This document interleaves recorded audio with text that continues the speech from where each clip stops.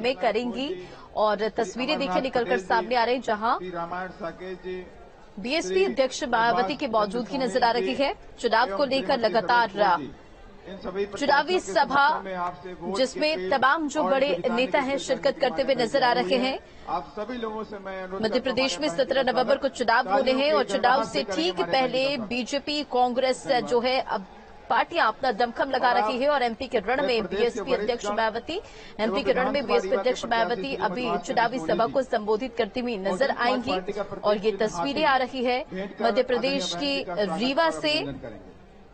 सोमवार को बहुजन समाज पार्टी प्रमुख मायावती ने लोगों से कहा था जाति आधारित गणना की कांग्रेस की मांग के झांसे में नहीं आए,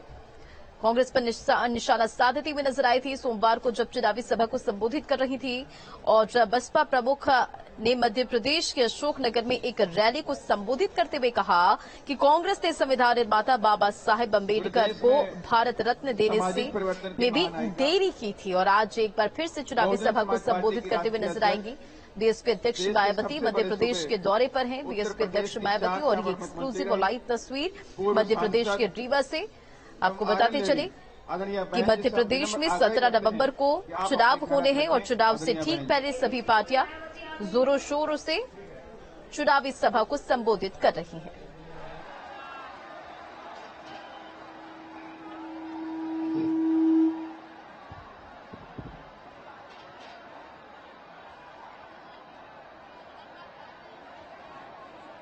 चुनावी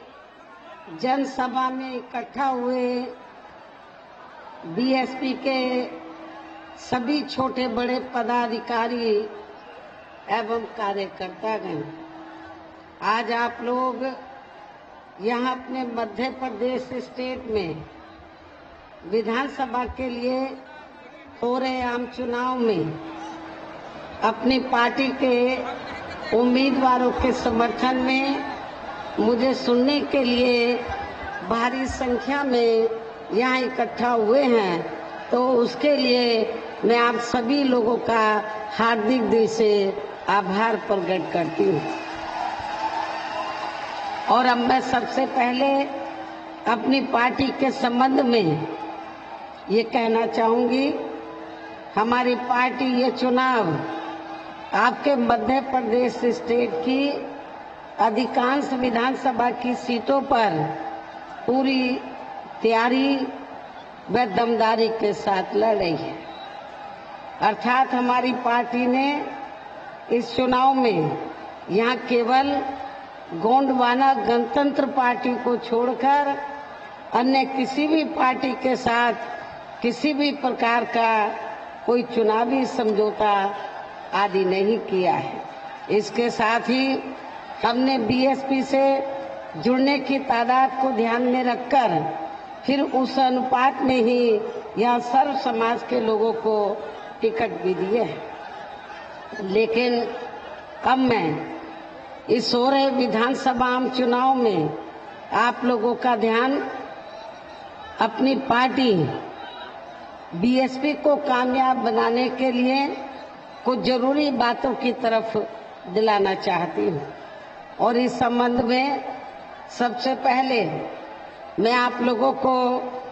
ये कहना चाहूंगी कि अपने देश को आजाद हुए व भारतीय संविधान को भी लागू हुए अब वर्षों बीत चुके हैं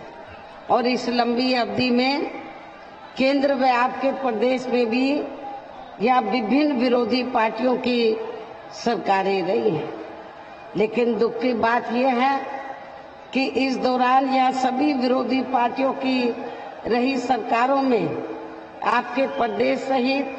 पूरे देश में भी सर्व समाज में से विशेषकर दलितों, आदिवासियों, पिछड़े वर्गों, मुस्लिम व अन्य धार्मिक अल्पसंख्यकों के साथ साथ गरीबों, मजदूरों, किसानों, व्यापारियों एवं अन्य मेहनतकश लोगों का भी पूर्ण रूप से विकास व उत्थान आदि नहीं हो सका है, जिनकी सरकारों की नीतियों व कार्यशैली को अब इन्हें और ज्यादा आजमाने की जरूरत नहीं है। और यहाँ मैं आप लोगों को ये भी बता देना चाहती हूँ कि जब अंग्रेज भारत को छोड़कर गए, अपना देश आजाद हुआ, तो आजादी के बाद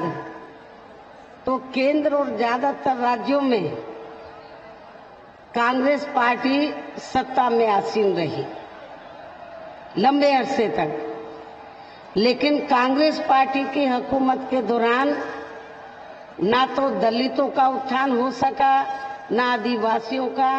ना पिछड़े वर्गों का, ना मुस्लिम व अन्य अकलियतों का, और ना ही अपर कास्ट में से गरीब लोगों का। जब हमको लगा खास तौर से कि वीकर सेक्शन का उत्थान और पिछड़े वर्ग का उत्थान कांग्रेस पार्टी में नहीं हो सकता है, तो तब फिर हमें अपनी अलग से पार्टी बनानी पड़ी। यदि कांग्रेस ने कुछ किया होता तो हमें अपनी अलग से पार्टी क्यों बनानी पड़ी, क्यों बनाने की जरूरत पड़ती। परम पूज्य बाबा साहब डॉक्टर अंबेडकर ने अपने जीते जी ये कहा था, आपको मालूम है कि जब आजाद भारत में पहली केंद्र की सरकार बनी तो वो लॉ मिनिस्टर बने, कानूनी मंत्री बने सेंटर में। तो बाबा साहब डॉक्टर अंबेडकर ने तो कांग्रेस को ये कहा, पंडित जवाहरलाल नेहरू एंड कंपनी के लोगों को ये कहा बाबा साहब डॉक्टर अंबेडकर ने कि दलितों आदिवासियों का आरक्षण का कोटा पूरा होना चाहिए, और जो पिछड़े वर्ग के लोग हैं उनको जो आरक्षण नहीं मिला है तो कमीशन बैठाकर इनको जल्दी हमें आरक्षण देने की व्यवस्था करनी चाहिए। लेकिन बाबा साहब डॉक्टर अंबेडकर की बात को कांग्रेस ने नहीं माना। तब जाकर परम पूज्य बाबा साहब डॉक्टर अंबेडकर ने अपने इन वर्गों के हितों में तो अपने कानूनी मंत्री पद से इस्तीफा दिया और अपने लोगों को ये कहा कि मैंने आपको वोट का अधिकार दिला दिया है, आपको कांग्रेस में कुछ मिलने वाला नहीं है और ना ही इनके चाचा भतीजों की पार्टी में मिलने वाला है। इसलिए बाबा साहब डॉक्टर अंबेडकर ने कहा कि यदि आप लोग सही मायने में जो कानूनी अधिकार मैंने दिए हैं उसका फायदा लेना चाहते हैं तो आपको केंद्र और राज्यों में सत्ता अपने हाथों में लेनी होगी, और इसके लिए आप लोगों को अपनी अलग से राजनीतिक पार्टी बनानी होगी। बाबा साहब डॉक्टर अंबेडकर की सोच के मुताबिक चलकर मान्यवर श्री कांशीराम जी ने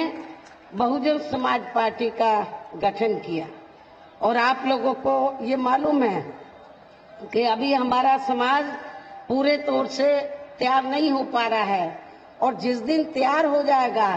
फिर ना कांग्रेस बीजेपी अन्य कोई भी पार्टी आपको सत्ता में नजर नहीं आएगी। हालांकि आपका पड़ोसी राज्य है उत्तर प्रदेश, आपको थोड़ा लगता होगा अचंभा सा कि बीएसपी का इस बार जब असेंबली का चुनाव हुआ तो हमारा रिजल्ट बहुत खराब आया। लेकिन इसकी वजह क्या है ये भी आपको समझना बहुत जरूरी है। इसकी मुख्य वजह ये रही है, और आपको मैं बताना चाहती हूँ कि जब तक चुनाव बैलेट पेपर से होता रहा, बीएसपी के एमपी भी बने,